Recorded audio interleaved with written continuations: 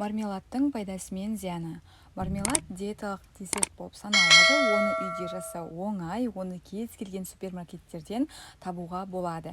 Сондықтан бұл тәттілік айналасында көптеген қайшылықтарды тудырады. Бұл қаншалықты пайдалы және де мармеладтың зияны бар ма, бірге еститін боламыз. Алғаш рет француз аспазшылары мармеладты кездейсоқ жасады. Пісірілген джемді қайнатқаны соншалық ол қатты болып шықты. Олар оны кәмпит сияқты кесіп алып, идеяны іске қосты. Бүгінгі күні мармелад шайнайтын желе, жидек және де жеміс болуы мүмкін.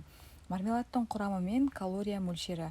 Мармеладтың құрамы қарапайым, оның құрамында міндетті түрде гельдік компонент бар, желатин, агар-агар немесе пектин. Бұл заттардың әрқайсысы өздігінен адам ағзасына пайдалы, сондықтан мармеладтың пайдасы екі талай.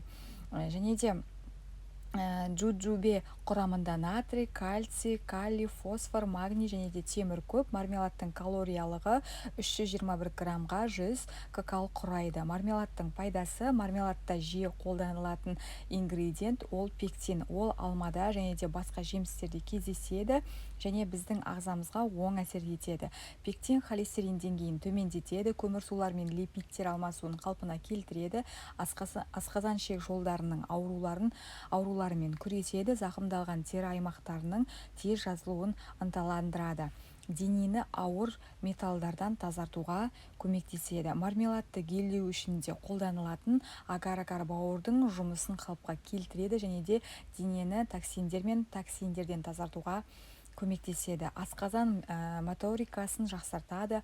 Агар-агар балдырлардан алынатындықтан құрамында йод өте көп. Ол қалқанша безінің ауруларымен ауыратын адамдар үшін маңызды. Мармеладты қолдану миға жағымды әсер етеді және де психикалық және де физикалық күш салудан кейін қалпына келуге көмектеседі.